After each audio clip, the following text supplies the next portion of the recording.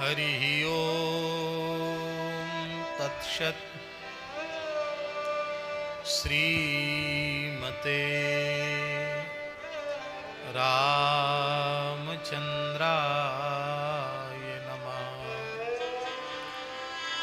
ओम नमः परमहंसास्वादितचरणकमलचिन्मकरन्दाय भक्तजनमानस निवासाय श्रीरामचंद्राय वागीशायस्य वदने लक्ष्मीर्यस्य च वक्षसि यस्यास्ते हृदये संवित् तं नृसिंहमहं भजे। विश्वसर्ग विसर्गादिनवलक्षणलक्षितं श्रीकृष्णाख्यं परं धाम जगद्धाम नमामि तत्। प्रह्लाद नारद पराशर पुंडरीक व्यासाम्बरीश सुखसौनक भीष्मदाल्व्यान् रुक्मांगदार्जुन वसिष्ठ विभीषणादीन् पुण्यानिमान् परम भागवतान् नमः। वाञ्छाकल्पतरुभ्यश्च कृपा सिन्धुभ्येव च पतितानां पावनेभ्यो वैष्णवेभ्यो नमो गोभ्यः श्रीमतीभ्यः सौरभेभ्येव च नमो ब्रह्मसुताभ्यश्च पवित्राभ्यो नमो नमः। नारायणं नमस्कृत्य नरं चैव नरोत्तमं देवीं सरस्वतीं व्यासं ततो जयमुदीरयेत्।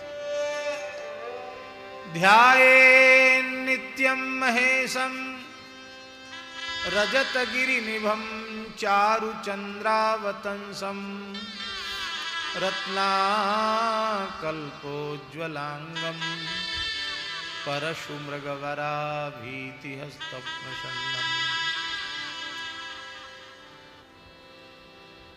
ध्यायेन्नित्यं महेशं रजतगिरिनिभं चारुचन्द्रावतंसं रत्नाकल्पोज्ज्वलांगं परशुमृगवराभीतिहस्तं प्रसन्नं पद्मासीनं समन्तात् स्तुतममरगणैर्व्याघ्रकृतिं वसानं विश्वाद्यं विश्ववन्द्यं निखिलभयहरं पंचवक्त्रं त्रिनेत्रम् आत्मा त्वं गिरिजामतिः सहचरा प्राणाः शरीरं गृहं निद्रा ते विषयोपभोगरचना निद्रा पूजा ते विषयोपभोगरचना निद्रा समाधिस्थितिः संचारः पदयोः प्रदक्षिणविधिस्तोत्राणि सर्वागिरो यद्यद् कर्म करोमि तत्तदखिलं शंभो तवाराधनम्। करचरणकृतं वा कायजं कर्मजं वा श्रवणनयनजं वा मानसं वापराधं विहितमविहितं वा सर्वमेतत्क्षमस्व। जय जय करुणाब्धे श्रीमहादेव शंभो। यस्यांके च विभाति भूधरसुता देवापगा मस्तके भाले बालविधुर्गले च गरलं यस्योरशिव्यालराट् सोऽयं भूतिविभूषणः सुरवरः सर्वाधिपः सर्वदा शर्वः सर्वगतः शिवः शशिनिभः श्रीशंकरः पातु माम्। तव तत्त्वं न जानामि कीदृशोऽसि महेश्वर यादृशोऽसि महादेव तादृशाय नमो नमः। श्री सीतानाथ समारंभां श्रीरामानन्दार्य मध्यमाम् अस्मदाचार्यपर्यन्तां वन्दे गुरुपरम्पराम्। भक्त भक्ति भगवंत गुरु चतुर्नाम बपुएक, इनके पद वंदन किए नाशे विघ्न अनेक। बंदौ गुरुपद कंज कृपा सिंधु नर रूप हरि, महामोहतम पुंज जासु बचन रवि कर निखर। कुंद इंदु समदेह उमारमण करुणायन, जाहि दीन परने करहु कृपा मर्दन मयन। महादेव हर शंकर शंभो, उमाकांत हर त्रिपुरारे।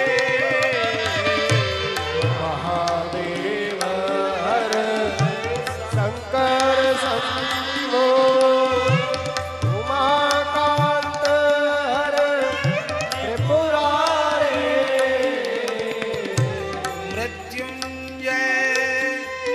वृषभध्वज शूलिन्, गंगाधर मृड मदनारे। मृत्युंजय वृषभध्वज शूलिन्, गंगाधर मृड मदनारे। हर शिव शंकर गौरीशं, वंदे गंगाधर मीशं।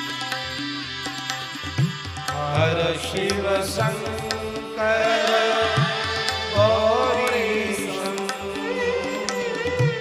वंदे गंगाधर मीशं। रुद्रं पशुपति मीशानं, रुद्रं पशुपति मीशानं, कलये काशीपुरनाथं। कलये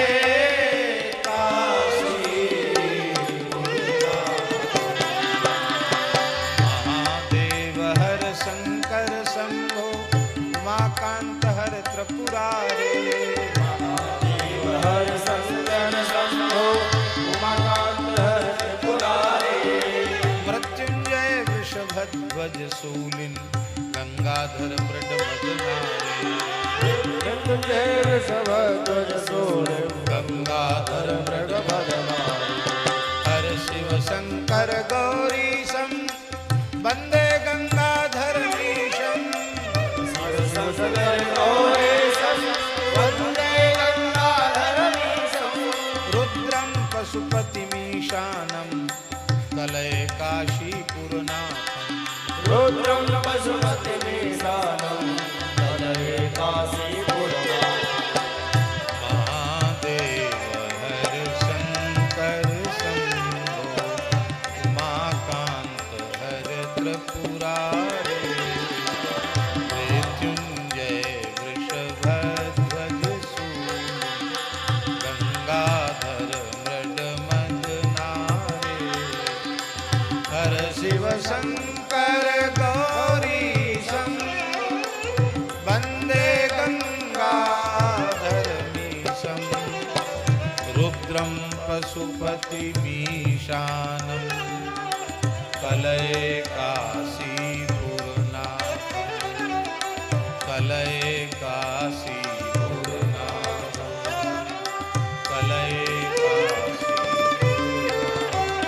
जय जय राम कृष्ण हरि, जय जय राम कृष्ण हरि।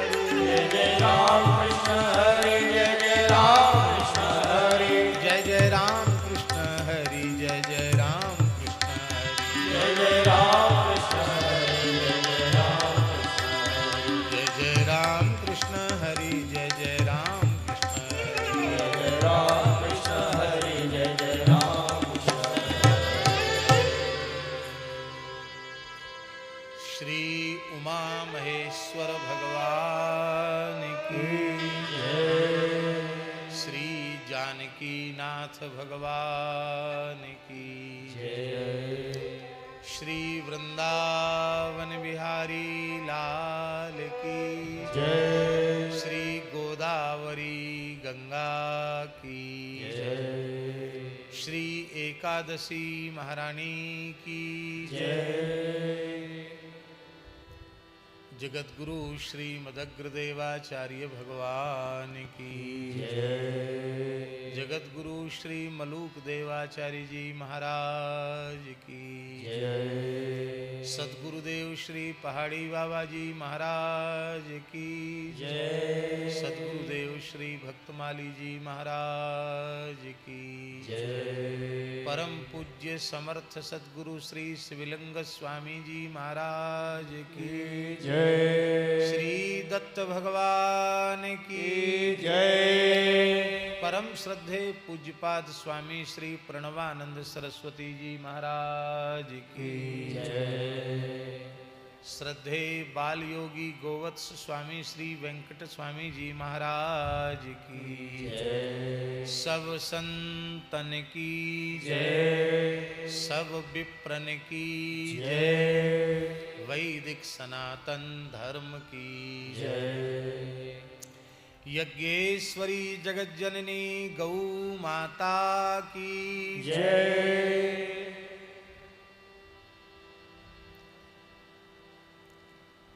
छत्रपति श्री शिवाजी महाराज की जय हिंदू हृदय सम्राट श्री संभाजी छत्रपति श्री संभाजी महाराज की जय श्री शिव पुराण कथा महामहोत्सव की जय सब संतन की जय जय जय श्री सीताराम जय जय श्री राधे श्याम हर हर महादेव निताय गौर हरि हरिशरणम भक्तवांछा कल्पतरु भक्तवत्सल शरणागत वत्सल भगवान सांब सदाशिव की महती कृपा करुणा से परम पवित्र फाल्गुन मास में श्री शिवलिंग स्वामी दत्त मठ संस्थान के इस पवित्र क्षेत्र में श्री दत्त भगवान की पावन सन्निधि में एवं भारतवर्ष के विभिन्न क्षेत्रों से पधारे हुए श्री अयोध्या वृंदावन चित्रकूट जगन्नाथपुरी काशी हरिद्वार आदि जनकपुर मिथिला अनेक क्षेत्रों से पधारे हुए पूज्य संतों की मंगलमयी सन्निधि में हम आप सबको मानव जीवन का सर्वोत्कृष्ट फल सत्संग श्री शिव महापुराण की मंगलमयी कथा के माध्यम से सुलभ हो रहा है। आज हमारी एकादशी सफल हुई क्योंकि आज गोदावरी स्नान का सौभाग्य मिला और फिर हमारे ज्येष्ठ गुरुभ्राता पूज्य स्वामी श्री प्रणवानंद सरस्वती जी महाराज का आज हम बहुत तेजी से स्मरण कर रहे थे। उसी समय आपका मंगलमय दर्शन हुआ। आपका जन्म पवित्र महाराष्ट्र की धरती पर हुआ है और आपने विधिवत न्याय व्याकरण वेदांत आदि विषयों को जो एक हमारी प्राचीन परंपरा है विद्या की, ज्ञान की प्राप्ति का एक जो संप्रदाय है, उस पद्धति से आपने गुरुजनों के चरणों में बैठकर शास्त्राधिगम किया है और फिर पढ़ाया भी है। ये विशेष बात है। महाभाष्यकार श्री पतंजलि जी ने कहा है, चतुर्भुर प्रकारैश्च विद्योपयुक्ता भवति, आगम कालेन, स्वाध्याय कालेन, प्रवचन कालेन, व्यवहार कालेनेति। तो पूज्य स्वामी जी में हमें चारों चरण परिपूर्ण दिखाई पड़ते हैं। आगम काल भी है, आगम भी किया, स्वाध्याय भी किया, प्रवचन माने पढ़ाया भी, और उस ज्ञान को एक विरक्त यति स्वरूप को धारण करके उस ज्ञान विज्ञान को अपने व्यवहार में आपने आत्मसात भी किया है। हम तो इसलिए आपसे बोल रहे थे कि बहुत सामान्य ग्रामीण क्षेत्र की यह भावुक जनता है, कितने श्रद्धावान हैं महाराष्ट्र की धरती के लोग। निश्चित ही महाराष्ट्र महान संतों की भूमि है। आज कथा के आरंभ में बहुत अधिक विलंब हुआ। हनुमान जी की प्रतिष्ठा भी थी और थोड़ा आने में विलंब भी हुआ, अपना ही प्रमाद कहिए। लेकिन महाराज जी, ये जनता लगभग 11:30 बजे से बैठी है, अभी 2:45 हो रहा है। और ऐसा नहीं कि केवल यहीं, हनुमान जी की प्रतिष्ठा में भी कितने लोगों की उपस्थिति थी।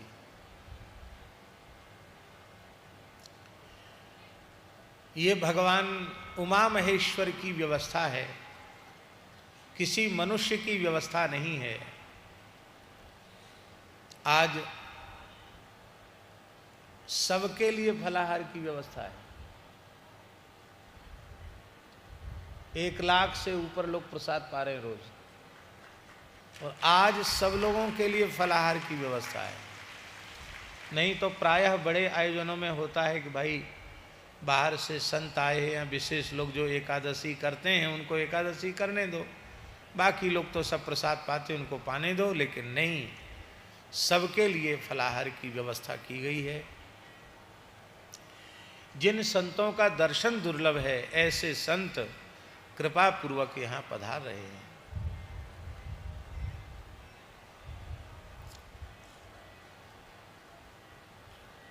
लगभग स्वामी जी 200 गांव की उपस्थिति है। 200 गांव में स्वामी जी ने संपर्क स्थापित किया और किसी के सामने ऐसे हाथ नहीं फैलाया।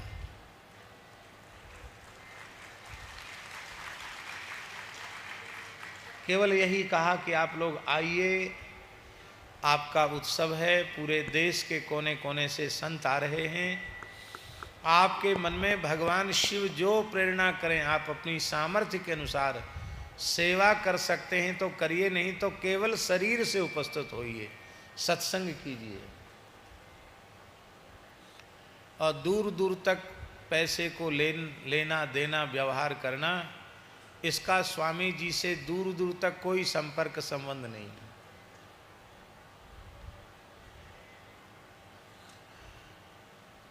इसी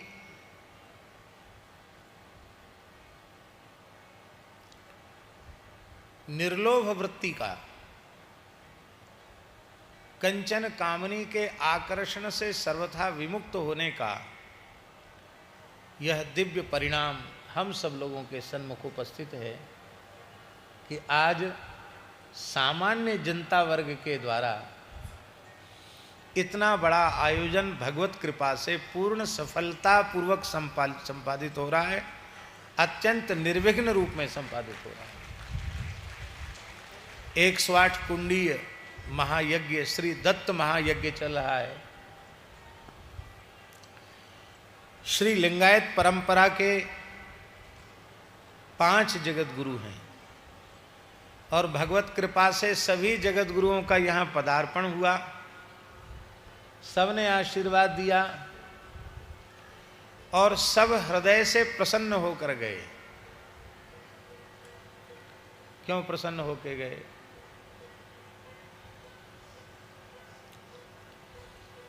रुद्रस्त्वात्मा शरीरिणाम, रुद्रस्तु शरीरिणाम आत्मा एव। प्रत्येक देहधारी की आत्मा का नाम है शिव, आत्मा का नाम है रुद्र।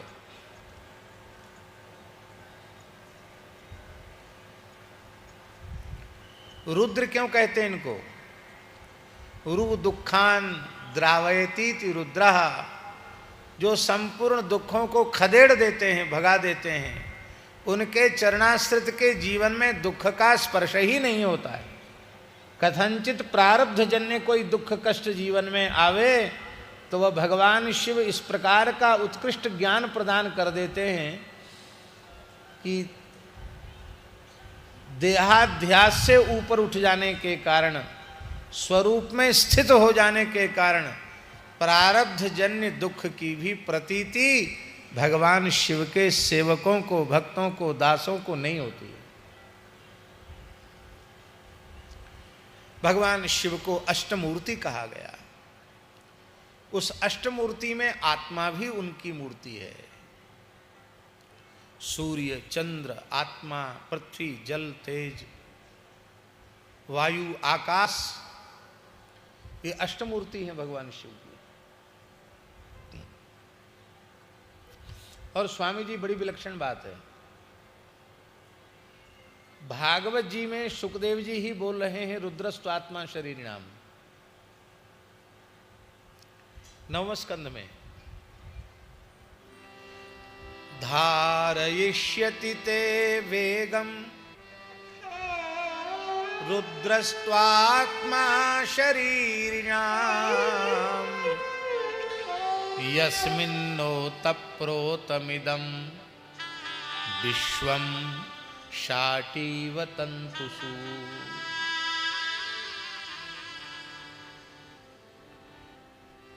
गंगा जी ने भगीरथ जी से कहा कि मैं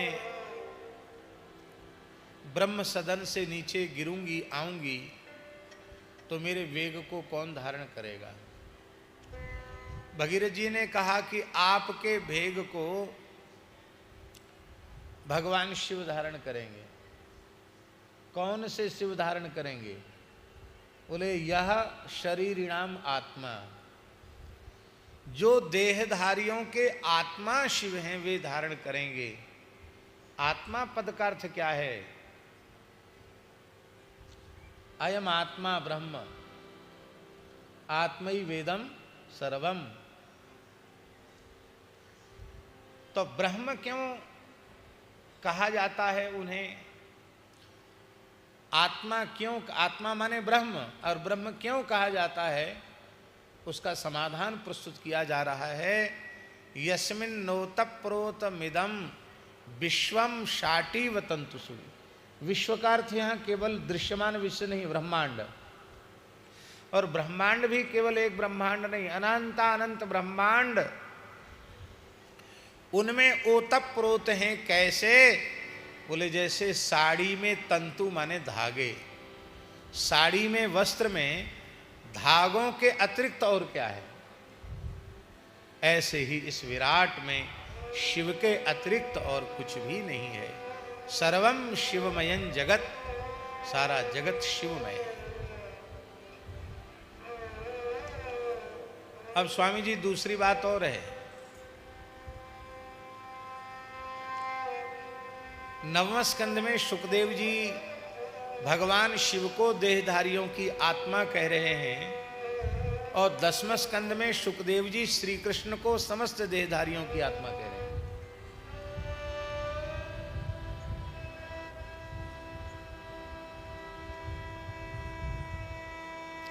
वहां कह रहे हैं प्रेष्ठो भवास्तनुभृताम। हे श्री कृष्ण, तनुभृताम भवान प्रेष्ठः, जितने शरीरधारी हैं उन सब के आप प्रियतम हैं। क्यों? प्रेष्ठो भवास्तनुभृता किल बंधुरात्मा। क्योंकि आप सबके आत्मा हैं। अब एक ही वक्ता के द्वारा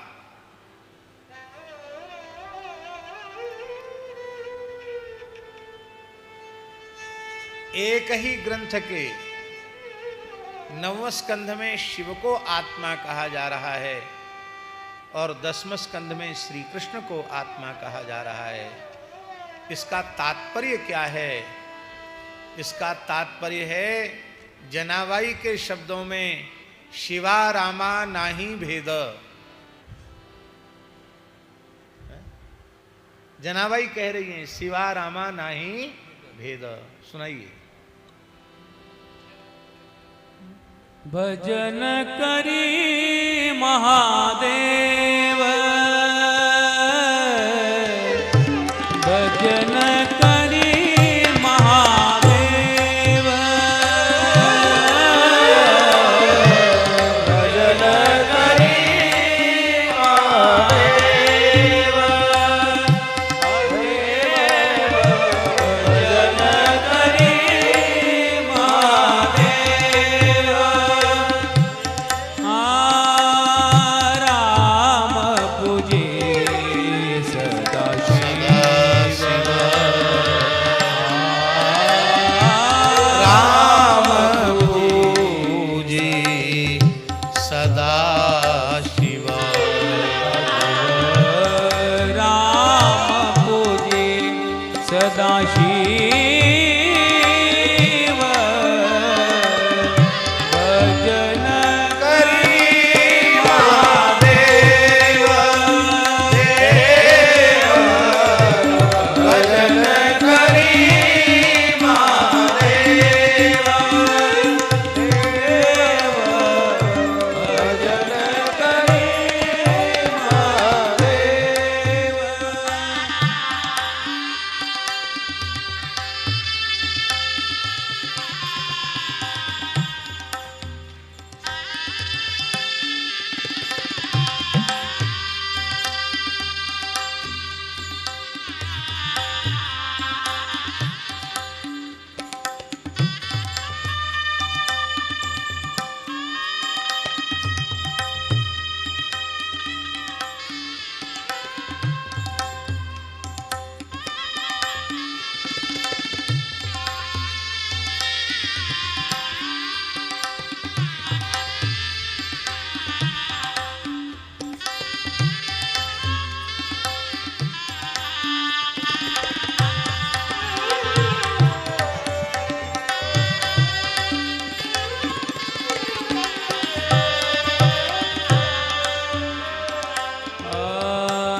दोगे देव एक पाही, दोहे देव एक पाही, दया ऐक्य तुझे नाही, दया तुझे दया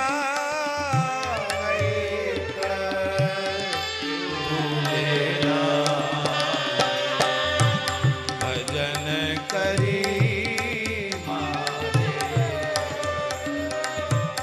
देवा, भजन करी महादेव, श्री राम जय राम, भजन करी महादेव,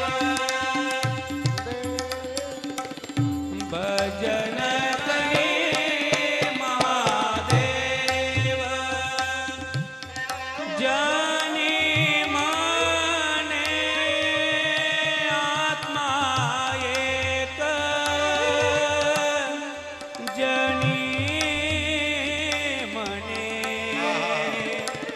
आत्मा एक, आत्मा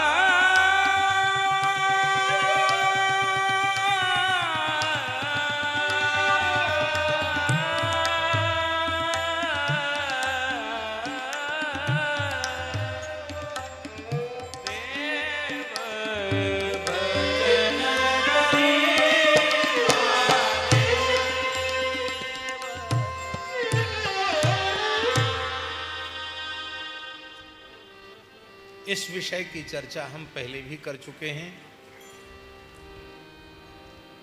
आज स्वामी जी ने कुछ चर्चा की, भगवान की प्रेरणा से ही मानव चर्चा की।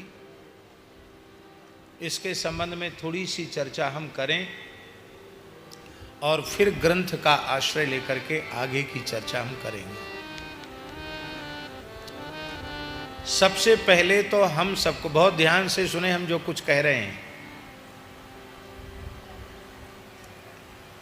सबसे पहले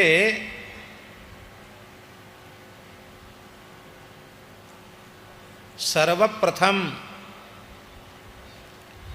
हम यह अनुभव करें कि भगवान ने देव दुर्लभ मानव शरीर प्रदान करके हमारे ऊपर महान अनुग्रह किया है, बहुत बड़ी कृपा की।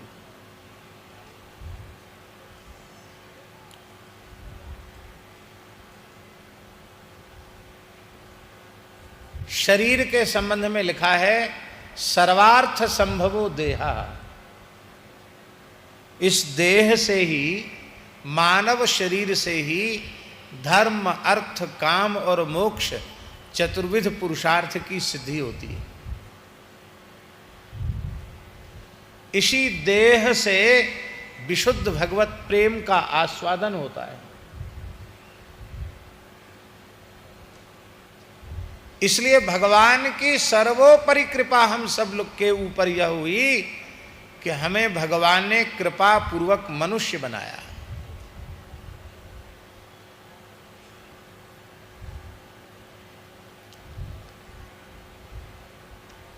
मनुष्य भी भगवान हमको ऐसे म्लेच्छ क्षेत्रों में बना देते जहां धर्म और सदाचार है ही नहीं, जहां के कल्पित मतपंथ न तो इस लोक में हमारे कल्याण की गारंटी ले सकते हैं, और जब इस लोक में ही हमारे कल्याण की गारंटी नहीं है तो परलोक में हमारा क्या कल्याण हो गया, इसकी तो कोई चर्चा ही नहीं है। अब हम उन अलग अलग मतपंथों का नाम जानते हुए भी नहीं ले रहे हैं जिनके मत में मोक्ष का अस्तित्व ही नहीं है। एक ऐसा भी मत है जो कहता है कि मरने के बाद जब दफना दिया जाता है तो जो रूहें होती हैं, आत्माएं, रूह माने आत्मा, वो कब्रों में ही पड़ी रहती हैं। कब तक? जब तक इंतकाल नहीं आता, महाप्रलय नहीं आता, तब तक कब्रों में पड़ी रहती हैं। तब तक न परलोक है और न पुनर्जन्म है, महाप्रलय तक। इसके बाद उनका जो कोई भी है सातवें आसमान के ऊपर रहता है, वो आता है, कहता है फुन, सब रूहें नाचने लग जाती हैं, कब्रों से बाहर निकल आती हैं।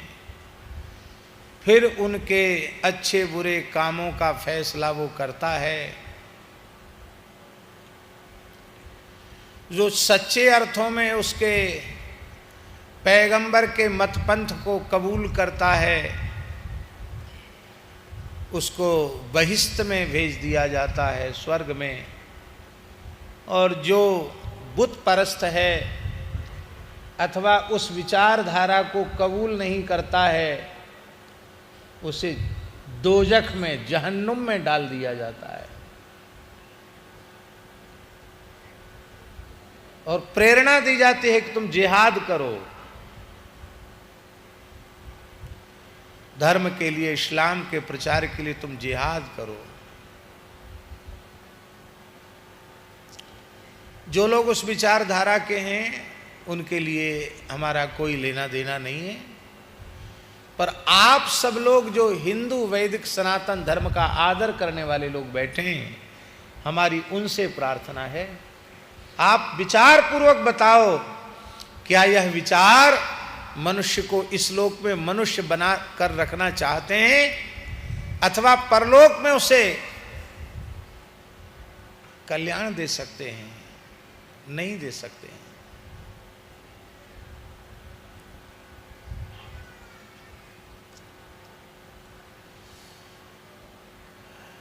दूसरा एक मत है, वो भी मोक्ष को स्वर्ग तक ही मानता है। स्वर्ग से ऊपर कोई चीज है, सालोक्य, सारूप्य, सामीप्य, सायुज्य, ऐकत्व, यह भी कुछ है, ये सब कुछ नहीं जानता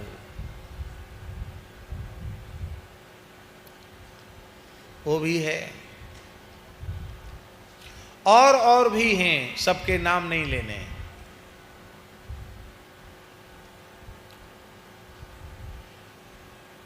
उन मतों का, उन पंथों का आश्रय लेकर न तो आपका यह लोक सुधर सकता है, ना आपका परलोक सुधर सकता है। इसलिए भगवान ने कितनी बड़ी कृपा करुणा की कि हमें धर्म प्राण भारतवर्ष की पवित्र धरती पर, उसमें भी महाराष्ट्र जो संतों की भूमि है, छत्रपति शिवाजी जैसे महान, हम तो ऐसा अनुभव करते हैं कहीं भगवान शिव ने ही तो अपना कोई शक्तिपुंज छत्रपति शिवाजी के रूप में नहीं भेजा।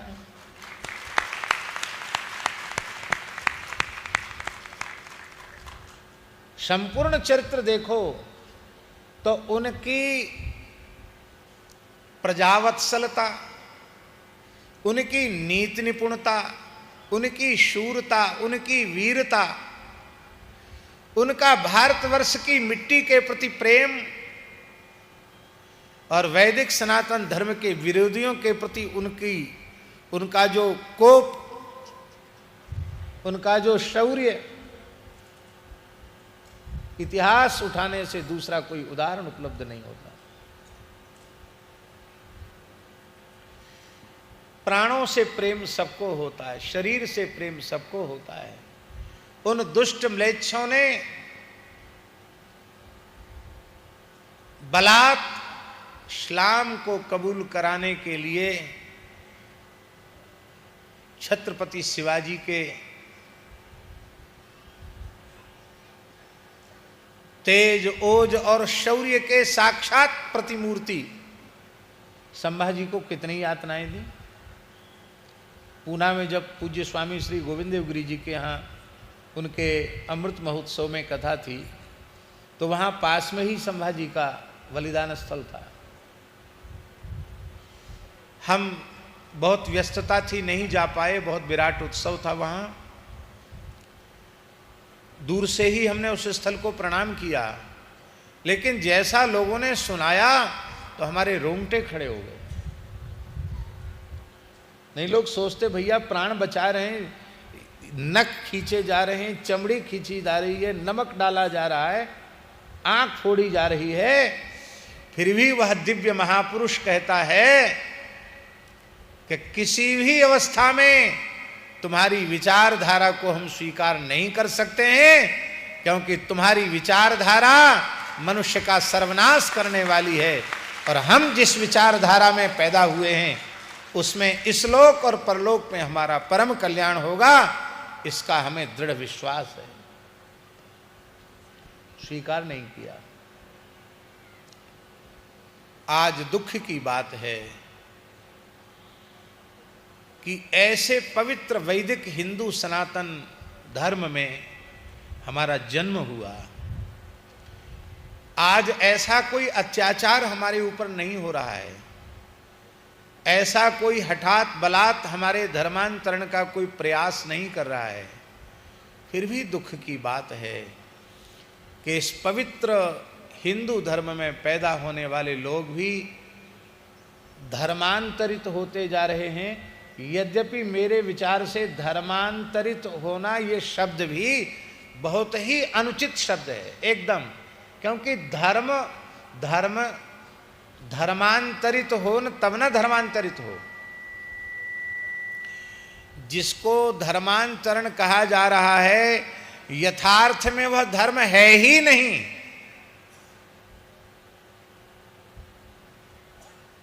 धर्म की परिभाषा क्या है मीमांसकों के अनुसार? यतोभ्युदय निःश्रेयस सिद्धि सधर्मा। धर्म का लक्षण है यतोभ्युदय निःश्रेयस सिद्धि ही सधर्मा, जिसका आचरण करने से मनुष्य का अभ्युदय हो, सर्वांगीण उन्नति हो, विकास हो। केवल भौतिक विकास नहीं, आध्यात्मिक विकास हो, दैवी गुणों का विकास हो। आसुरी संपत्ति नहीं, दैवी संपत्ति प्राप्त हो। दैवी संपद विमोक्षाय निबंधाया सुरी मता। दैवी संपत्ति का अधिकारी वह बने, यह है वस्तुतः मनुष्य का अभ्युदय। और निःश्रेयस किसको कहते हैं?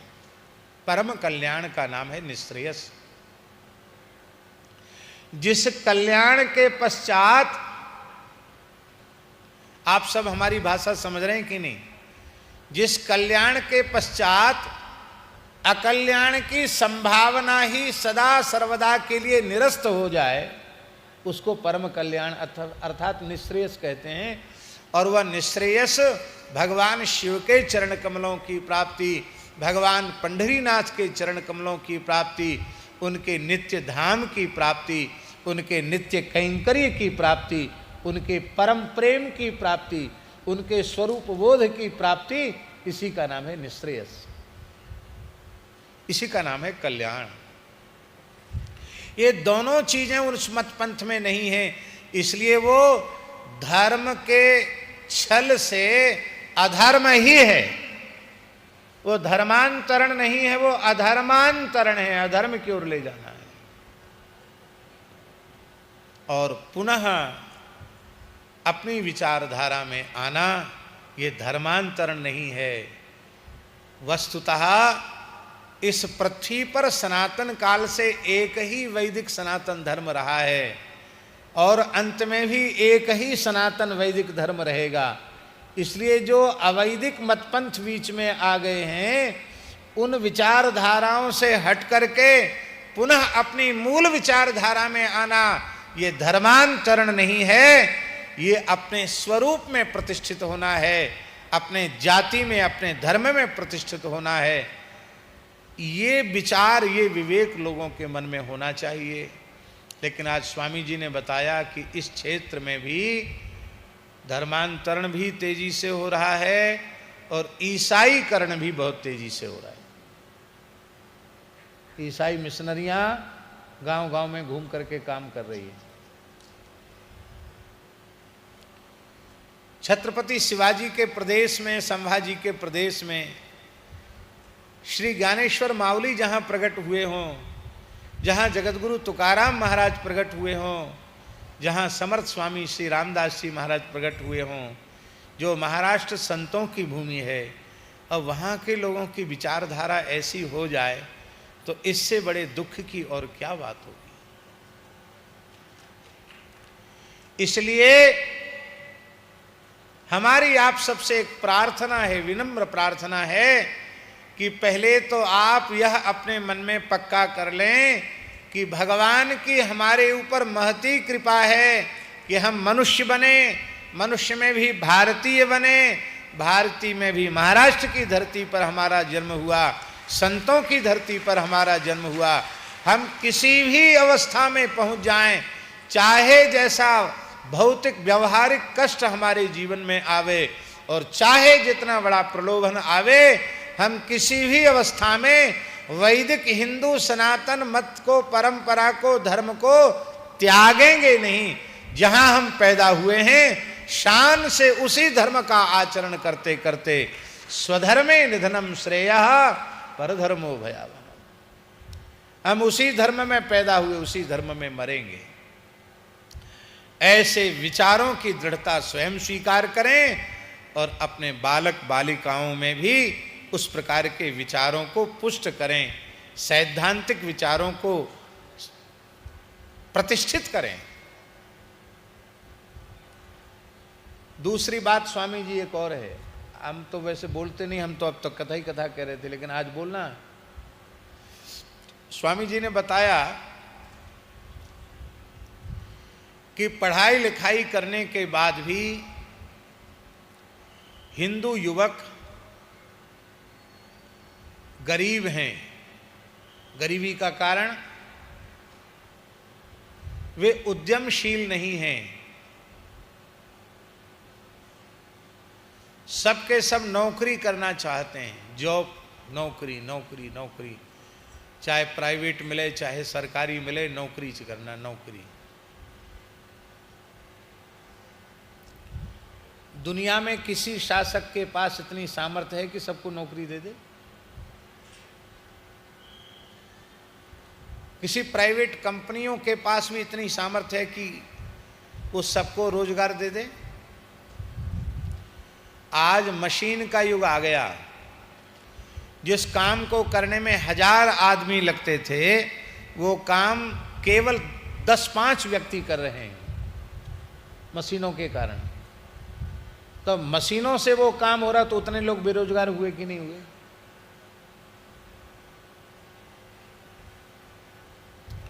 अब ये तो संभव नहीं है कि हमारे कहने से आप लोग मशीनों से काम करना छोड़ के लोग काम करने लग जाएं, क्योंकि समय का प्रवाह जैसा होता है, उस प्रवाह का प्रभाव सबके ऊपर होता है। उसमें आप ये कहो कि हमारी बात मान लें, हम सरीखे 100 आ जाएं प्रवचन करने वाले, तो भी कोई बात मानेगा नहीं। सब यंत्र के अधीन हो गए, ऐसा जीवन हो गया। सब परतंत्र हो गए, मशीनीकरण हो गया मनुष्य का।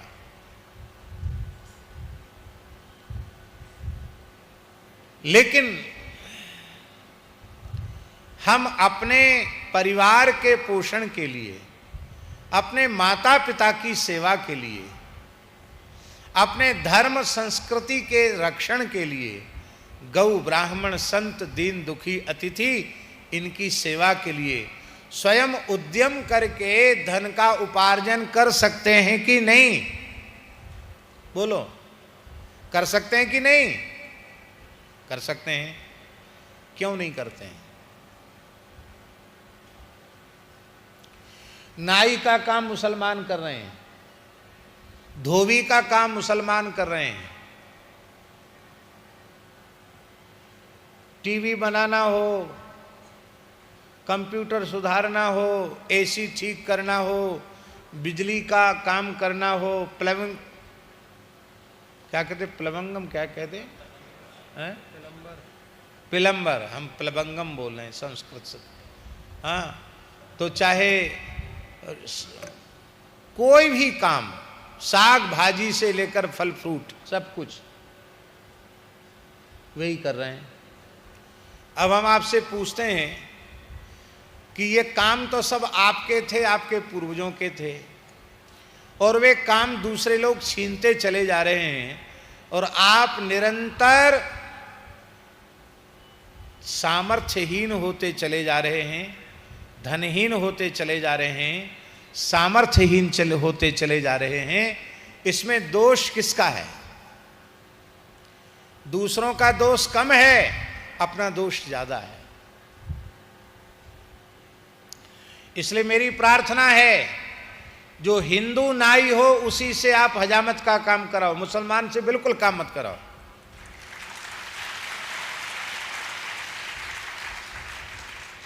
अभी एक पंडित जी से हमने कहा, तुम ब्राह्मण हो, तुम्हारी चोटी कहाँ गई?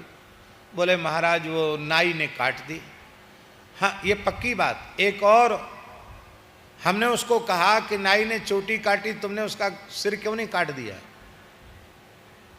उसकी हिम्मत कैसे हुई तुम्हारी चोटी काटने की?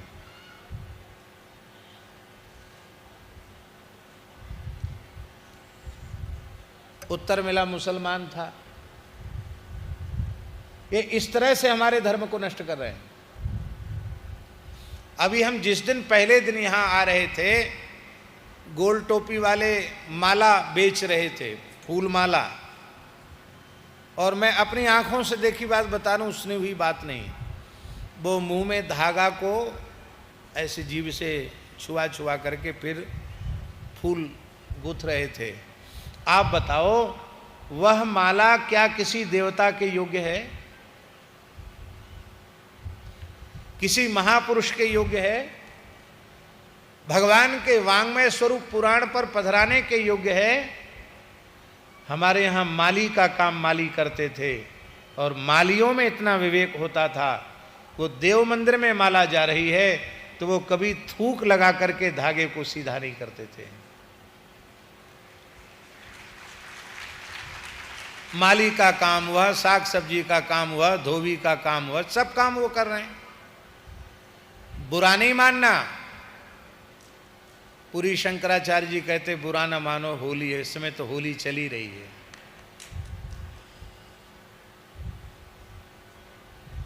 जब सब काम वही करेंगे तो एक दिन ऐसा आएगा कि बच्चे पैदा करने वाला काम भी वही करेंगे। वो कर रहे हैं और करेंगे। तुम्हारे घरों में घुसकर वर्ण संकरता फैलाने का काम भी वे करेंगे। इसलिए हम ये बिल्कुल नहीं कहते हैं कि उनसे द्वेष करो, बिल्कुल द्वेष मत करो। हम तो सर्वभूत हिते रतः की भावना वाले हैं, लेकिन ऐसा मत करो कि तुम निरंतर कमजोर होते चले जाओ, निर्बल होते चले जाओ, तुम्हारी संख्या समाप्त होती चली जाए। आगे भविष्य में क्या होगा?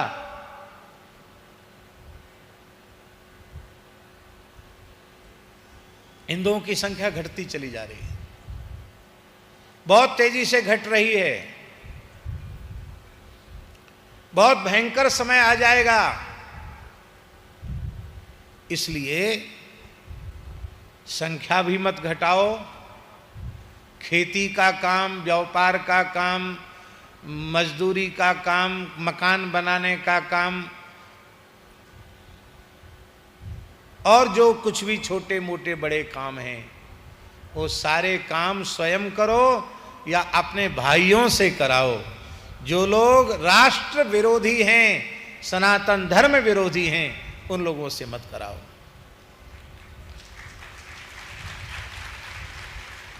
झगड़ा भी मत करो। हम आपसे पूछते हैं महाराज जी, जहां जिस गांव में हिंदू अधिक होते हैं और दूसरी विचारधारा के लोग बहुत कम होते हैं, वे अत्यंत सुखपूर्वक वहां रह जाते हैं। पर जहां ये ज्यादा होते हैं और हिंदू कम होते हैं, वहां वो सुखपूर्वक रहते नहीं हैं। उनको आखिर उस गांव को, उस मोहल्ले को छोड़कर भागना पड़ता, पलायन करना पड़ता है। कौड़ियों के दाम अपनी संपत्ति या तो बेचनी पड़ती है या फिर बेचने खरीदने का काम ही नहीं, कब्जा हो जाता है। आप विचार कीजिए कि आपके कमजोर होने पर उन्होंने आपको सर्वथा मिटाने का काम किया है और वे कम हैं तो हमने उनको मिटाने का काम नहीं किया, हमने उनका पोषण किया है।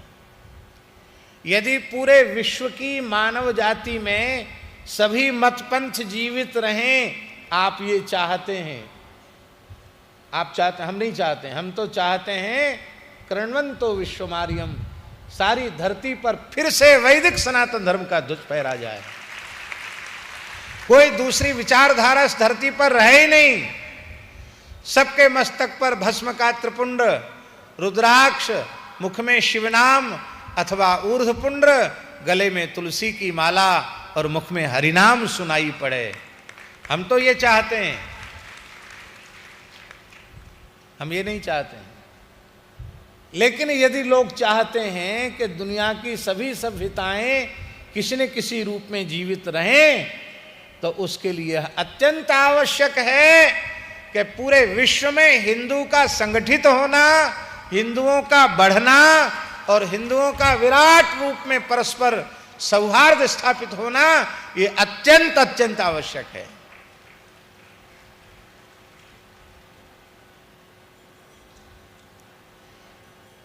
तीस 35 वर्ष की आयु में लोग विवाह करते हैं। विवाह का भाई एक समय है। मनुष्य की आयु शतायुर्वै पुरुषः, शतायुर्वै पुरुषः, ऐसा श्रुति वचन है। और जब ब्रह्मचर्य और तप का पालन करता है, तप का अनुष्ठान करता है, तो ब्रह्मचर्येण तपसा देवा मृत्यु मपाघ्नत, तो उससे आयु बड़ी भी हो जाती है। हमारे पूज्य गुरुदेव पहाड़ी बाबा की कितनी आयु थी, हम लोग तो ठीक ठीक अनुमान ही नहीं लगा पाए, लेकिन 125 वर्ष से ऊपर की आयु में वो भगवत धाम गए। और उस अवस्था में भी सिंह जैसे गरजते थे। किसी की ओर वो देख दें, आंख ऐसे करके देख दें तो वो ऐसे हो जाता था। नीम के वृक्ष के नीचे बैठे रहते, एक अचला, एक लंगोटी, एक छोटी सी तांबे की लुटिया, एक नारियल का इतना सा पात्र।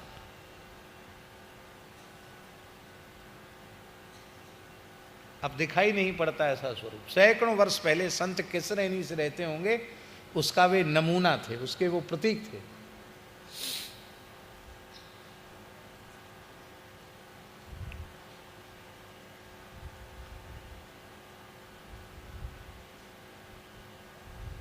तो अब 100-125 वर्ष तो जीना मुश्किल है, 100 वर्ष भी जीने वाले बहुत कम हैं।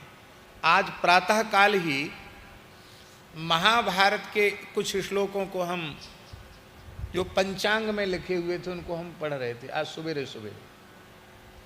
उसमें युधिष्ठिर पूछ रहे हैं भीष्म जी से कि अल्प मृत्यु अल्पायु होने का क्या कारण है, दीर्घायुष्य कैसे प्राप्त हो। बहुत सुंदर है, कभी सुनाएंगे उस बात को, भगवान ने चाहा तो अब इस प्रकार का व्यवस्थित जीवन हमारा नहीं है कि हम स्वस्थ 100 वर्ष तक जीवित रह सकें। अनुपात मानना पड़ेगा। इस समय आपको ये मानना पड़ेगा कि 80 वर्ष तक जो जी गया वो समझ लो पूर्णायु जी गया। 80 वर्ष का अनुपात मानना पड़ेगा कि नहीं? 80 वर्ष जीवित रहा तो मानो वो अपनी आयु भोग करके गया। इस वर्तमान परिस्थिति के अनुसार हमें ये मानना पड़ेगा। अब हमने 80 वर्ष की आयु अनुपात में कॉमन आयु मानी और अपनी आयु के विभाग हम 4 भागों में करें तो एक भाग कितनी आयु का हुआ? 20 वर्ष का हुआ। तो 20 वर्ष अध्ययन ब्रह्मचर्य के पालन के लिए, 20 वर्ष गृहस्थाश्रम के लिए, 40, फिर 20 वर्ष अपने निजी कल्याण की साधना के लिए, वानप्रस्थ के लिए, और तब फिर 20 वर्ष संन्यास के लिए। सब कुछ त्याग कर अपने में स्थित हो जाना, भजन करना। क्योंकि आप जैसा करेंगे आपकी आने वाली पीढ़ी भी वैसा ही करेगी। हाँ, ये बात अलग है कि अपने अपने अधिकार के अनुसार उन आश्रमों के धर्मों का लोग पालन कर सकते। आवश्यक नहीं कि सब ग्रह त्याग करके संन्यास ले लें। गेयस्य नित्य सन्यासी यो न द्वेष्टि न कांक्षति। आप घर में रहकर किसी प्राणी से द्वेष नहीं करते हैं और कभी किसी से कुछ नहीं चाहते हैं तो आप नित्य सन्यासी हैं। आपको गैरिक वस्त्र लेकर शिखा सूत्र त्याग कर संन्यास लेने की आवश्यकता नहीं। आप घर में रहकर सन्यासी, आपका कल्याण हो जाएगा। इसमें कोई संदेह है क्या? तो उस सन्यास की वृत्ति वाले जीवन को जीने के लिए, जिसको जीने के लिए भगवान ने हमें मनुष्य बनाया है, इसी को भगवान आदि शंकराचार्य जी ने कहा मनुष्यत्वम मुमुक्षुत्वम महापुरुष संश्रय। मनुष्यत्व भी हो, मनुष्य तो हो गए, पर मनुष्यता आवे, फिर संसार चक्र से छूटने की व्याकुलता उत्पन्न हो, और फिर ब्रह्मविद चरणार्चनम, ब्रह्मवेत्ता, भगवत तत्व के ज्ञाता, शिव तत्व के ज्ञाता किसी महत् पुरुष का पादाश्रय प्राप्त हो। अब आपने 35-40 की आयु तक तो ब्याह किया, कब तो बच्चे होंगे, कब उनका ब्याह करोगे, कब घर से मुक्त होगे, फिर आपको अपने कल्याण का साधन करने के लिए क्या समय बचेगा? लोग कहते अभी तो हम पढ़ रहे हैं, पढ़ेंगे। अरे भैया, पुराने लोग पढ़ते नहीं थे क्या? स्वामी जी, समय से विवाह करके भी लोग 4-4, 6-6 विषय के आचार्य हुए, शरदर्शनाचार्य हुए। विवाह बहुत ध्यान से सुने, ना तो विवाह ज्ञान प्राप्ति में, अध्ययन में बाधक है, और ना ही विवाह जीव के कल्याण में बाधक है।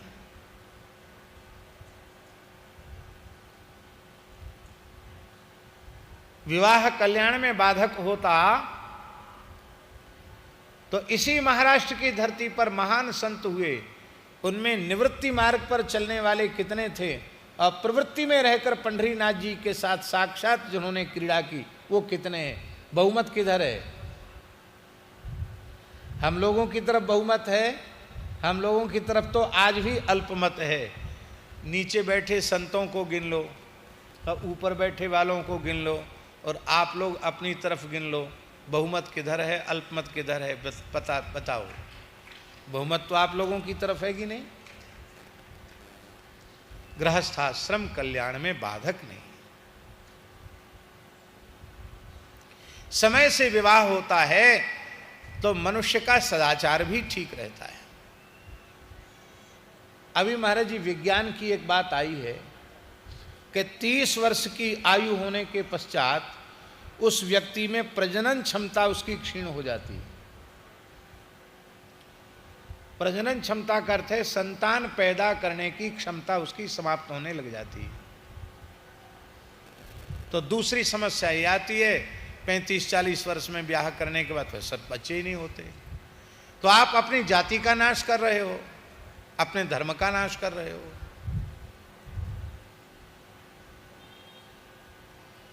इसलिए मेरे विचार से पुरुष वर्ग का विवाह अधिक से अधिक 20 वर्ष की आयु तक हो जाना चाहिए, और कन्या वर्ग का विवाह ज़्यादा से ज़्यादा, अब सरकारी कानून है इसलिए हम बोल रहे हैं कि 18 वर्ष की आयु में तो पक्का विवाह हो ही जाना चाहिए। तब तो हिंदुओं की संख्या बच सकती है, और नहीं तो हम अपने ही पैर पर कुल्हाड़ी चला रहे हैं, हम अपना ही सर्वनाश करने पर उतारू हैं।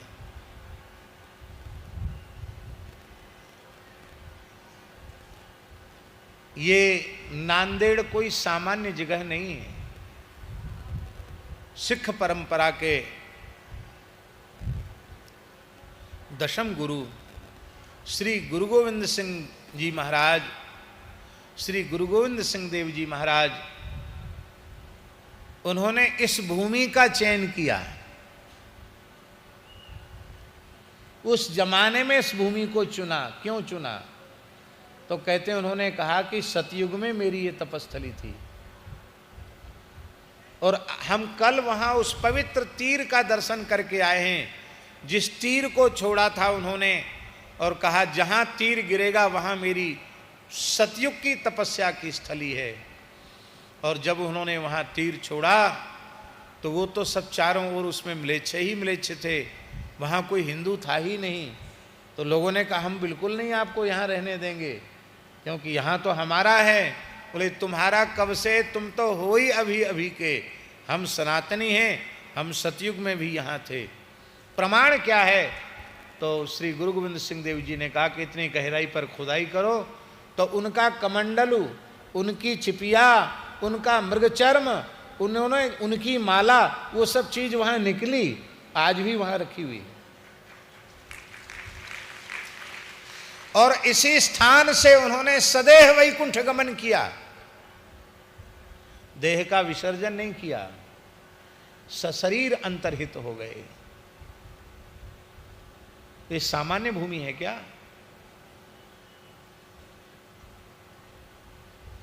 इसलिए समय से विवाह करो, अध्ययन भी करो, सदाचार को ठीक रखो, और हमेशा इस गौरव में जियो कि हम इस धरती के सबसे प्राचीनतम सभ्यता के उपासक हैं, हम वैदिक हिंदू सनातनी हैं।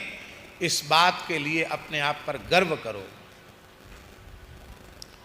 आज हम कौन सी जगह गए थे जहाँ स्नान किया, नाम भूल जाता हूँ, क्या नाम स्वामी जी?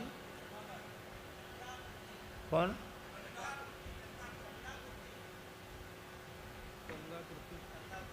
गंगा कंदाकुर्ती, कंदाकुर्ती गए जहाँ त्रिवेणी संगम है, गोदावरी का 2 नदियों के साथ संगम है। जहाँ त्रिवेणी संगम है वही प्रयाग है। वहाँ हम गए, स्नान भी किया, पूज्य महाराज जी के यहाँ दर्शन किया, वहीं सब संतों ने फलाहार भी किया। वहाँ गांव में भगवान श्री राम जी के मंदिर का बड़ा दिव्य भव्य दर्शन हुआ। जो बताया कि श्रीधर जी थे, उनकी 9वीं पीढ़ी में वो भगवान है, स्वयं प्रकट भगवान के ही हाथ से निर्मित विग्रह है वो, ऐसा हमें बताया गया। और वहीं राष्ट्रीय स्वयंसेवक संघ के संस्थापक श्री हेगडेवार जी की लोगों ने बताया कि उनका मूल गांव यही है। वहाँ संघ भी स्मारक बना रहा है। उनके बाबा यहाँ से चलकर नागपुर चले गए थे। तो कोई व्यक्ति कहीं से कहीं चला जाए पर उसकी जन्मभूमि मूल कहाँ मानी जाएगी? जहाँ का वो है, जहाँ उसके पिताजी दादाजी जहाँ के थे वहीं का माना जाएगा कि नहीं? तो इस प्रकार की एक विचारधारा, एक विशाल संगठन जिसने आज भारतीयता को, हिंदुओं को पूरी शक्ति लगाकर एकत्रित करने का काम किया है और निरंतर उसी काम में लगी हुई है, वो संस्था उसके जनक भी इसी महाराष्ट्र की पवित्र धरती पर उत्पन्न हुए।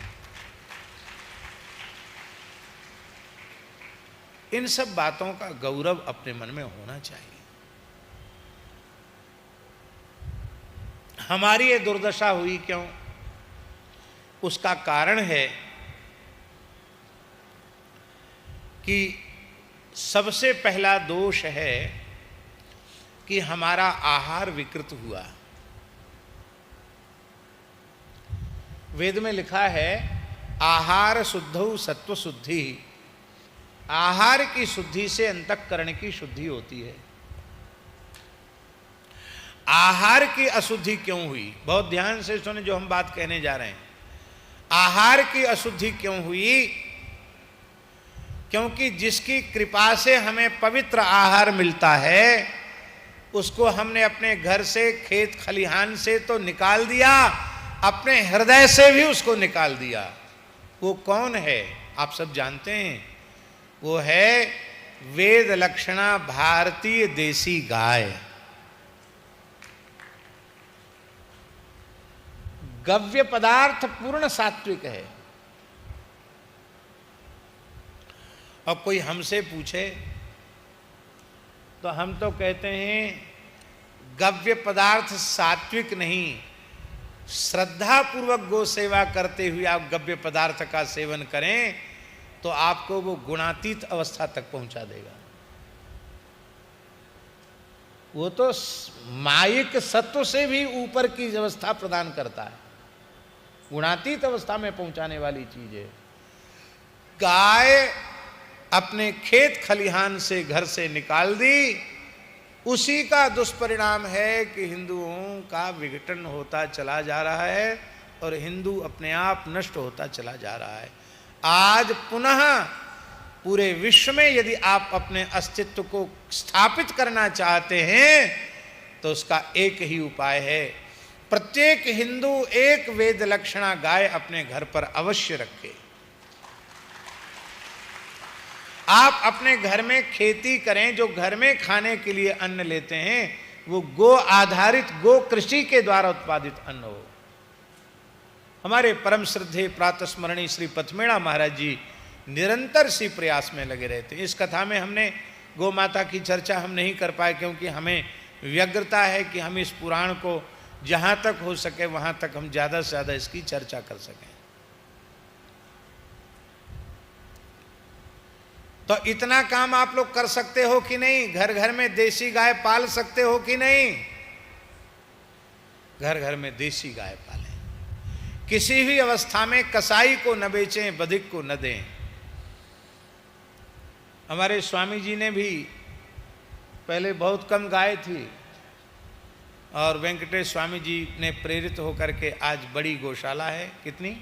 130 गाय, 135 गाय हैं स्वामी जी के पास। हमारे महाराज जी भी सुंदर, आज गैया का दर्शन करके मन प्रसन्न हो गया। साधु भले ही कमजोर हो, साधु की गैया कमजोर नहीं होना चाहिए, मस्त होना चाहिए। देख करके गाय मन प्रसन्न हो गया। सुंदर सब देशी गाय। तो हमारे जीवन में जो आहार की विकृति आई, मद्यमांस आया, अशुद्ध आहार आया, स्वामी जी उसका मूल है हमने अपने घर से गाय को हटा दिया। आपको सुनकर आश्चर्य होगा, स्कंद पुराण के मूल पारायण में स्वामी जी हमने पढ़ा, ब्रह्मा जी प्रयोजन बता रहे हैं कि मैंने ब्राह्मण की सृष्टि किस लिए की, क्षत्रिय की किस लिए की, वैश्य की किस लिए की। महाराज जी ब्रह्मा जी कह रहे हैं गौ रक्षा के लिए मैंने चतुर्थ वर्ण की सृष्टि की, गो रक्षा के लिए मैंने शूद्र वर्ण की सृष्टि की। गो सेवा और गो रक्षा, ये स्कंद पुराण में लिखा हुआ है, हमने पढ़ा, उसको हमने अंडरलाइन किया। इसका मतलब है कि ब्राह्मण क्षत्रिय वैश्य का धर्म नहीं, ऐसा नहीं है। ब्राह्मण का भी धर्म है, क्षत्रिय का भी है, वैश्य का भी है, पर चतुर्थ वर्ण जिसकी संख्या सर्वाधिक है उसको तो उसके तो उत्पन्न होने का प्रयोजन ही है कि वो गोवंश की रक्षा करे।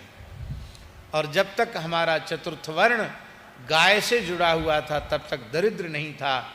वेद में लिखा है जिसके पास एक भारतीय, एक वेद लक्षणा गाय है वह धरती पर देवराज इंद्र के समान है, ऐसा वेद में लिखा है। एक गाय तो इंद्र के समान है, आपके पास 100 गाय हैं तो 100 इंद्र के बराबर तो आप ही हो गए। इतनी महिमा है। हव्य कव्य के अधिष्ठात्री गाय है, इसलिए अपने घर के अन्न के लिए तो कम से कम गो आधारित कृषि करें, उसी अन्न को व्यवहार में लें। सात्विक प्रकृति से रहने वाले लोग भी कैंसर जैसी बीमारी जिसका आज भी कोई इलाज नहीं है, उस प्रकार की बीमारी का मूल कारण क्या है? एक अपने अमेरिका में डॉक्टर हैं, बहुत अच्छे हैं तो भारतीय, पर वो अमेरिका में डॉक्टरों को पढ़ाते हैं, स्वयं बहुत बड़े डॉक्टर हैं, कैंसर के डॉक्टर हैं। उन्होंने कैंसर के ऊपर बहुत कुछ रिसर्च किया है, अपने स्थान से मलुकपीठ से जुड़े हुए हैं। अब वहाँ रहकर पूर्ण वैष्णवता का पालन करते हैं, पूर्ण गोवर्ती हैं, वहाँ रह प्रत्येक एकादशी निर्जल करते हैं। तो उनसे हमने पूछा, उन्होंने कहा महाराज जी वर्तमान में एक शोध आया है, रिसर्च हुई है कि कैंसर का मुख्य कारण है रासायनिक खाद और कीटनाशकों का प्रयोग। ये जो साग सब्जी फलों के ऊपर जो कीटनाशक का प्रयोग हो रहा है और जो यूरिया, डीएपी आदि जो रासायनिक खाद हैं उनका जो प्रयोग हो रहा है, उनके प्रयोग का ये दुष्परिणाम है कि कैंसर जैसी बीमारी बढ़ती चली जा रही है। जिसको देखो उसको कैंसर है। अब उन्होंने बताया महाराज जी शुगर का भी कारण यही है, शुगर का कारण भी यही है। आज मेहनत करने वाले लोगों को भी शुगर हो रही है। तो पहले तो ये विचार था कि जो आराम तलब होते हैं उनको शुगर हो जाती है, पर अब पहले मोटे लोगों को होती थी, अब दुबले पतले लोग भी इंसुलिन ले रहे हैं।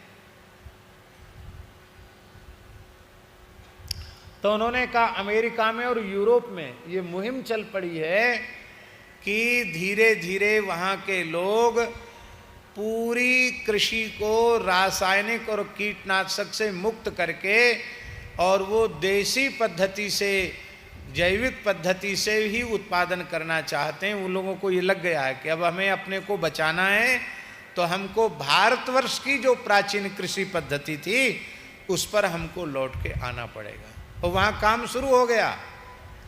और हमारे यहाँ अभी भी भारतीय देसी गोवंश बहुत है, कम नहीं है, लेकिन आज भी हम लोग देसी गाय के गोबर गोमूत्र का बिल्कुल प्रयोग नहीं कर रहे हैं और धरती में जहर डालते चले जा रहे हैं।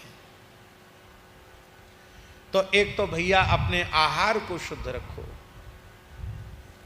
5 चीजें हैं, 5 दोषों का त्याग कर दोगे तो आप इस युग में रहकर भी सतयुग में जी रहे हो, ऐसा अपने मन में समझना।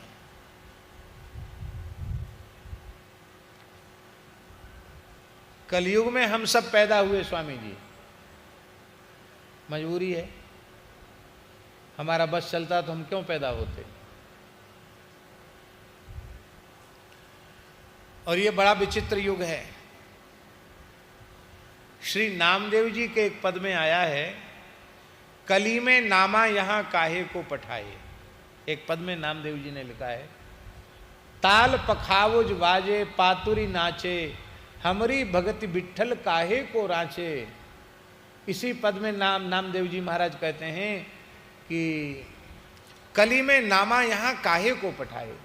ऐसे कपटी धूर्त लोग हैं, ऐसे लोगों के बीच में मेरे जैसे भोले आदमी को क्यों भेज दिया आपने। कली में नामा यहां काहे को पठाए। ऐसा भयंकर युग है। तो हमारी मजबूरी है, हमारे कोई प्रारब्ध ऐसा था, संस्कार ऐसे थे कि हमको इस युग में जन्म लेना पड़ा। ठीक है, हम कलयुग में पैदा हुए हैं, पर कलयुग में उत्पन्न होकर भी हम सतयुग में जी सकते हैं। इसमें भगवान ने हमको स्वतंत्र किया है। हम कलयुग में पैदा होकर सतयुग में जी सकते हैं। आप लोग कहेंगे कलयुग में पैदा होकर सतयुग में कैसे जिए।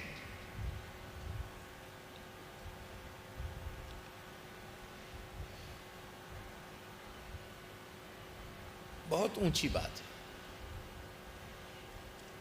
5 दोषों का त्याग कर दो तो आप कलयुग में पैदा होकर सतयुग में जी सकते हैं। सबसे पहला दोष, जुआ, किसी भी प्रकार से जुआ मत खेलो। जुआ तो जानते हैं कि नहीं? यहां मराठी में क्या बोलते हैं जुआ को? जुगार जुगार जुगार दुगाड़, जुगार जुगाड़, जुगार जो भी हो, आप लोग समझ गए कि नहीं समझे? जुए का किसी भी प्रकार से, द्यूत क्रीड़ा का, जुए का किसी भी प्रकार से संपर्क संबंध मत रखो। हमारी बात कोई मानेगा नहीं, हम मनवाना भी नहीं चाहते। शेयर का जो काम है वो भी एक तरह से जुए के जैसा ही है। लॉटरी नंबर लगाने का काम, लॉटरी खरीदने का काम, ये भी जुआ ही है। और ताश के पत्तों से या पांसों से खेला जाने वाला वो तो जुआ है ही है। जिस पर कुछ दांव पर लगाया जाता हो और कुछ अतिरिक्त मुनाफा लिया जाता हो, वो सबका सब जुआ है। जुआ त्याग दो, किसी भी प्रकार से जुआ मत खेलो।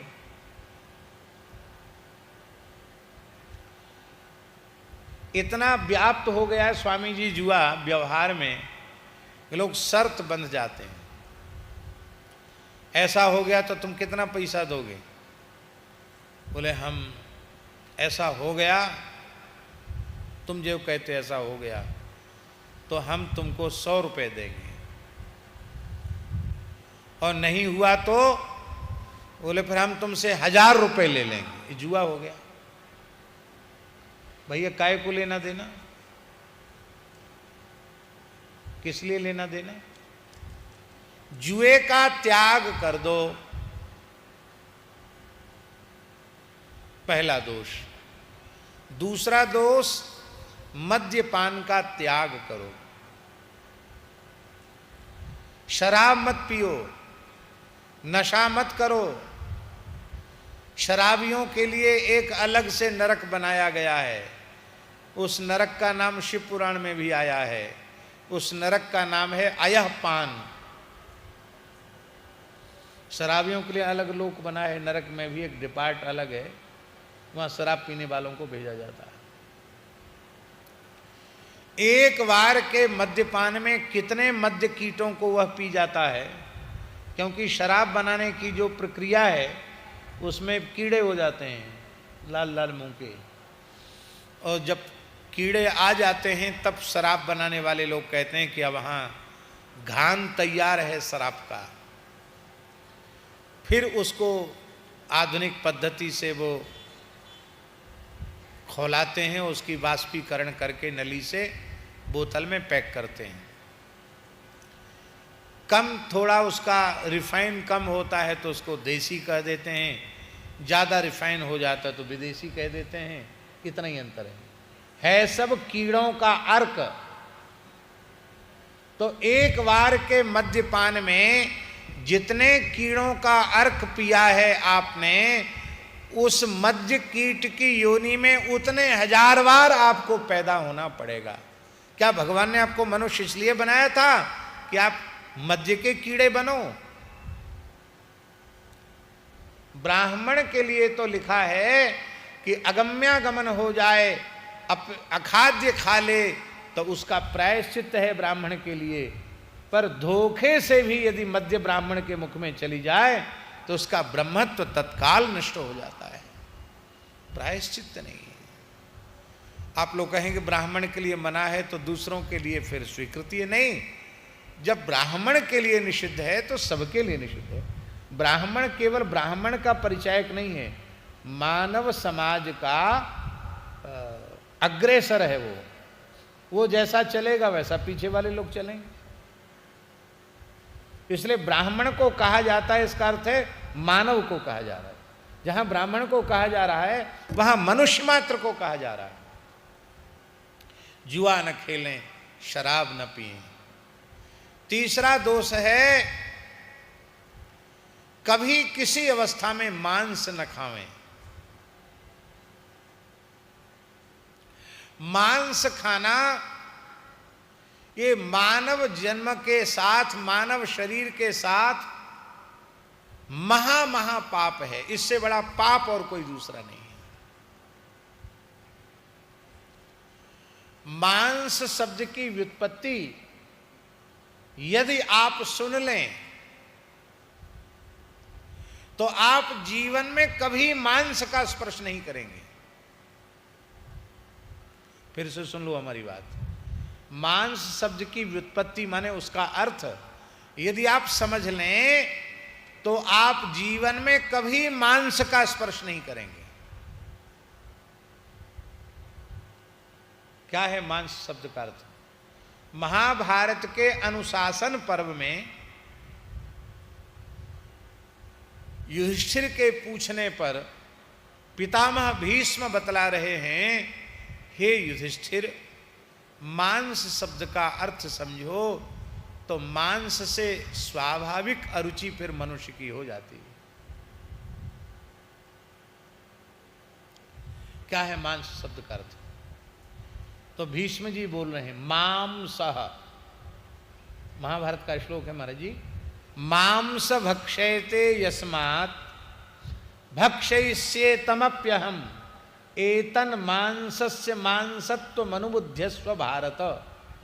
हे भारत, हे भरत वंश श्रेष्ठ युधिष्ठिर, माम माने मुझे, सह माने वह है। जब कोई व्यक्ति मांस खाता है तो जिस प्राणी का मांस उसने खाया है उसका जीवात्मा कहता है, उस प्राणी का आत्मा कहता है कि अरे दुष्ट निर्दयी, तू मुझे खा रहा है तो मैं भी तुझे छोड़ूंगा नहीं, मैं भी तुझे खाऊंगा।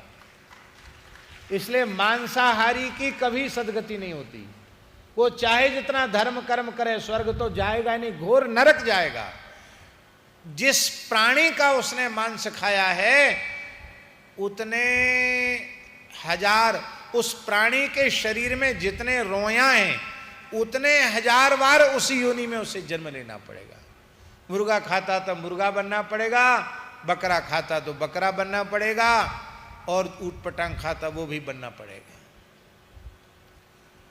अब एक विचारधारा और चल गई, अंडा खाने में तो कोई दोष नहीं, वो कोई, अरे भाई नर मादा के संयोग से उसकी उत्पत्ति हो रही है, रज में और शुक्र में दोनों में चेतन है कि नहीं, फिर वो बढ़ रहा है और आप उसको दूसरा प्रयोग न करें तो उससे बाहर निकलने वाला कोई प्राणी भी है। तो अंडा खाना तो गर्भ को खाना है, राक्षस भी गर्भ का भक्षण नहीं करते थे, आज मनुष्य राक्षस से भी गया बीता हो गया, अंडे खा रहा है। अंडा खाना भी महापाप है, मांस भक्षण है, मांस भक्षण से भी बुरी चीज है। मांसाहार का त्याग करो।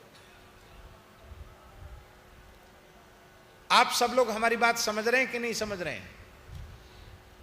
परमात्मा की सृष्टि में मांसाहारी प्राणियों की सृष्टि अलग प्रकार की है, अथवा जो शाकाहारी प्राणी गाय बैल घोड़े भैंस भेड़ बकरी ये सब शाकाहारी प्राणी हैं, ये क्या जीव निकाल के श्वास लेते हैं? नहीं लेते हैं। मांसाहारी प्राणियों की आंत मात्र 4 मीटर की होती है और शाकाहारी प्राणियों की आंत 32 मीटर की होती है। इसलिए शाकाहारी व्यक्ति जब मांस खाता है तो वो मांस 32 मीटर की आंत में सड़ता है, बहुत तेजी से देर से पचता है, अनेक प्रकार के भयंकर रोग पैदा करता है। और जो मांसाहारी प्राणी हैं उनकी 4 मीटर की आंत होती है, खाए पच गया बाहर हो गया। मनुष्य की आंत 4 मीटर की न होकर 32 मीटर की है। इससे पक्का होता है कि उसकी सृष्टि मांसाहारी नहीं शाकाहारी है।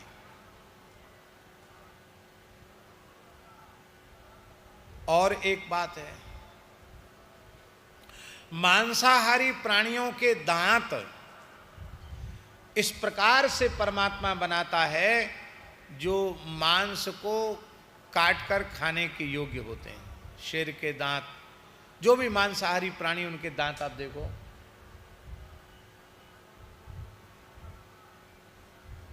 और गाय के दांत देखो, भैंस के दांत देखो, घोड़े के दांत देखो, अरे हाथी के देख लो, इनके दांत शेर जैसे नहीं होते हैं। आपके दांत कैसे हैं? कुत्ते जैसे हैं कि बिल्ली जैसे हैं कि शेर जैसे हैं? कैसे हैं?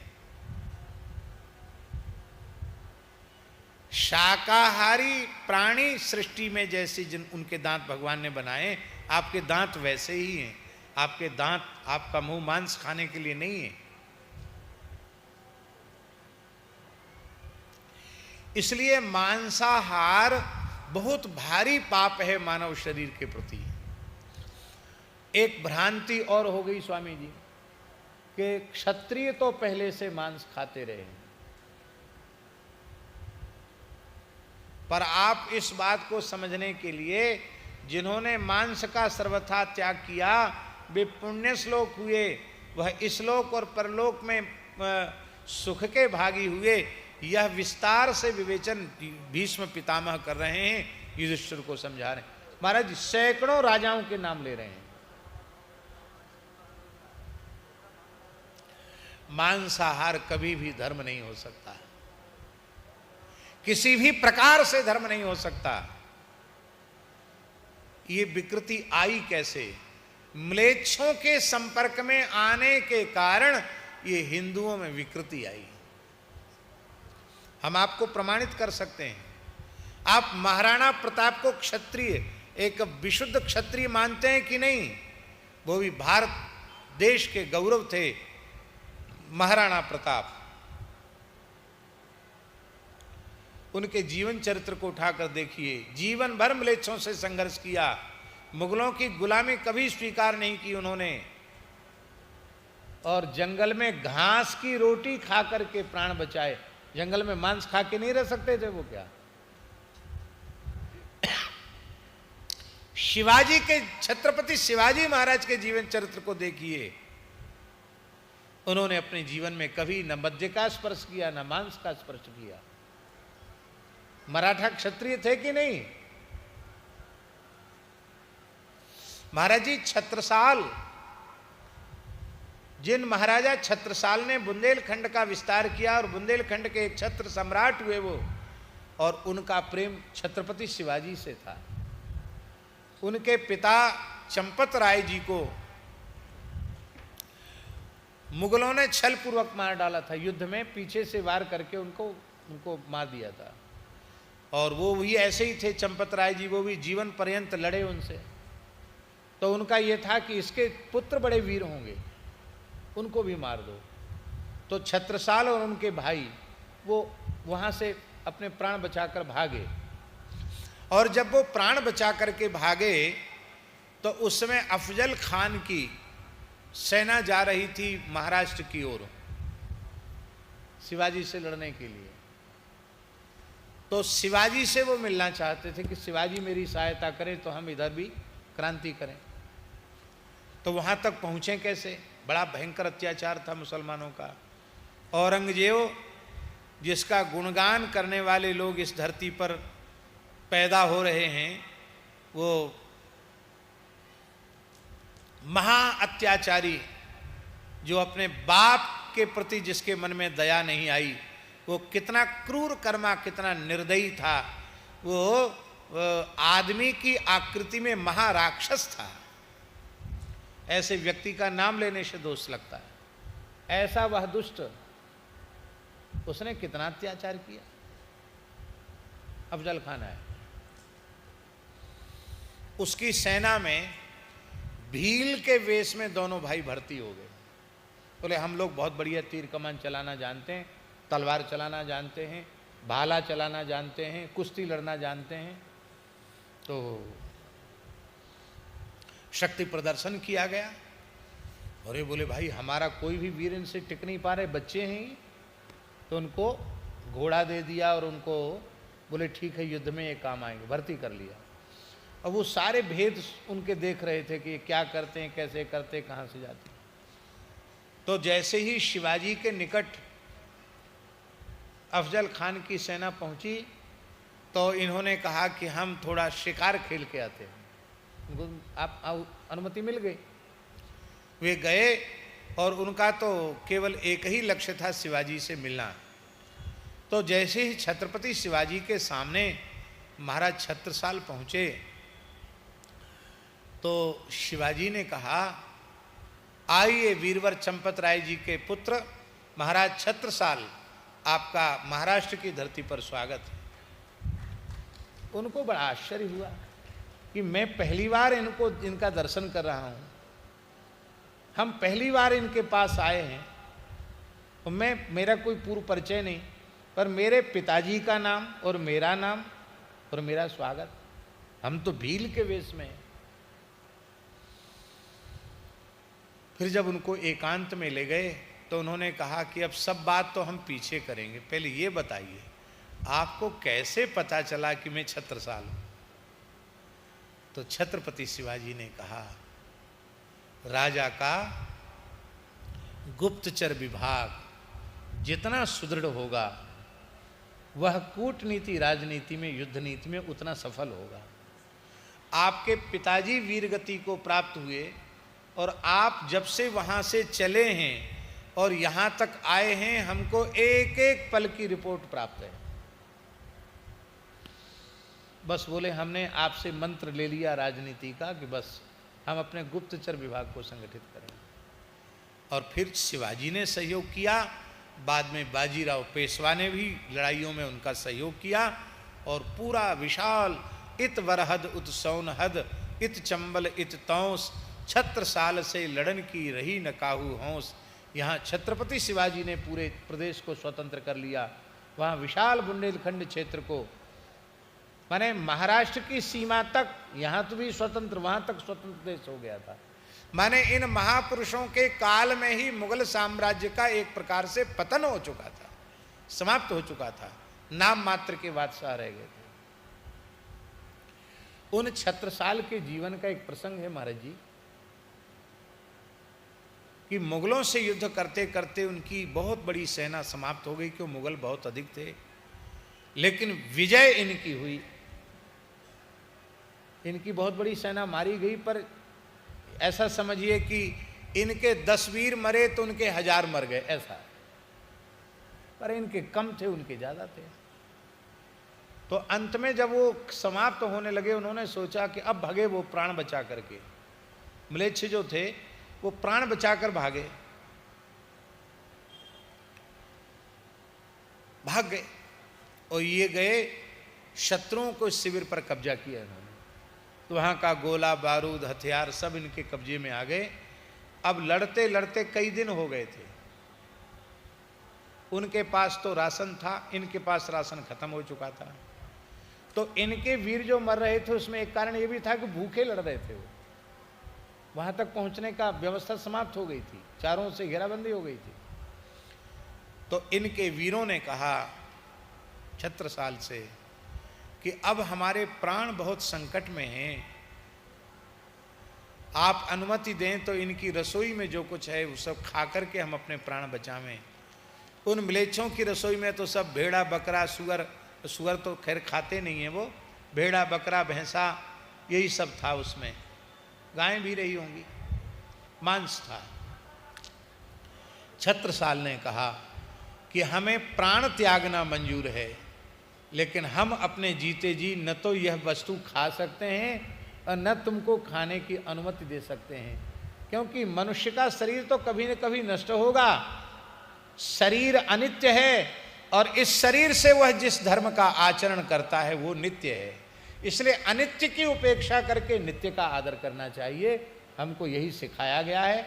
हम प्राण त्यागना मंजूर करते हैं, पर ये गंदी चीज नहीं खाएंगे।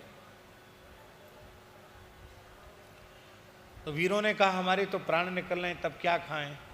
तब उन्होंने कहा कि लाओ, घोड़ों के लिए जो दाना भिजाया गया उसको रातव कहते हैं, उसको खाकर छत्रसाल ने अपने प्राण बचाए।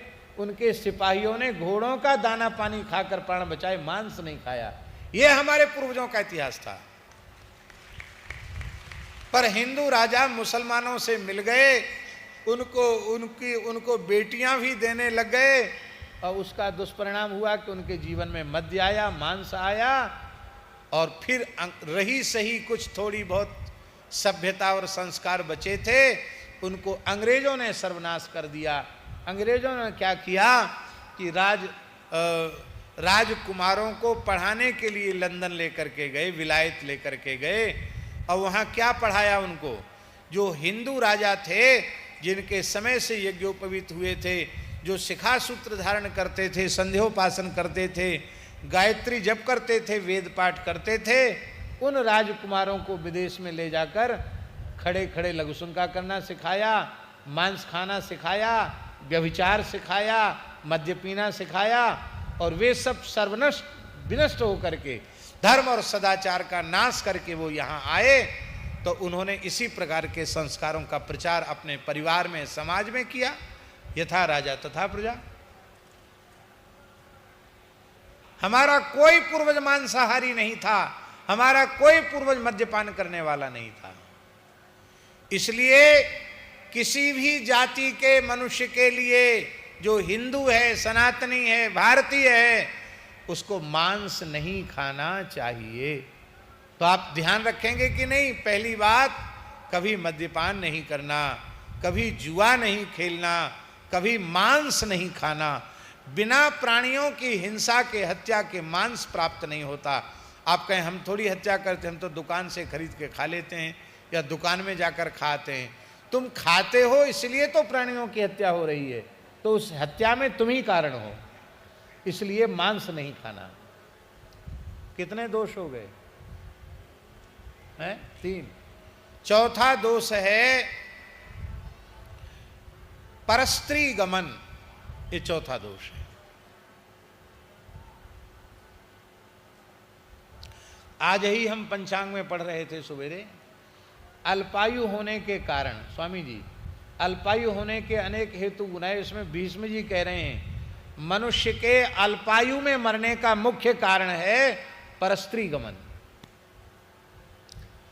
गृहस्थ व्यक्ति अपना कल्याण चाहता है गृहस्थाश्रम में रहकर, तो वह पर धन और परस्त्री इन दोनों के आकर्षणों का विष के समान त्याग कर दे और भगवान का भजन करे, सत्संग करे, गौ ब्राह्मण संत दीन दुखियों की सेवा करे।